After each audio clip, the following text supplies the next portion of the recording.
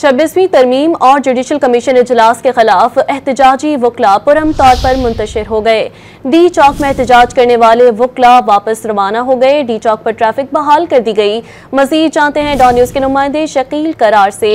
शकील करार, बताइएगा इस वक्त क्या सूरत हाल है डी चौक पर? जी, इस वक्त ट्रैफिक जो है मुकम्मल तौर पर खुल चुकी है। डी चौक से तमाम वकला वापस जा चुके हैं और उससे पहले जब वकला यहाँ पर आने की कोशिश की तो पुलिस ने उनकी कई मकामात पर हाथापाई हुई और झड़पें हुई।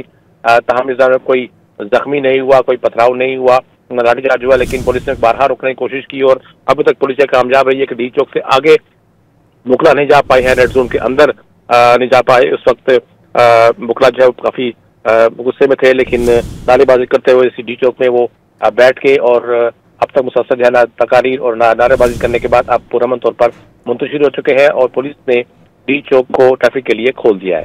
शकील, तफसीलात आपने हमारे साथ शेयर की, शुक्रिया।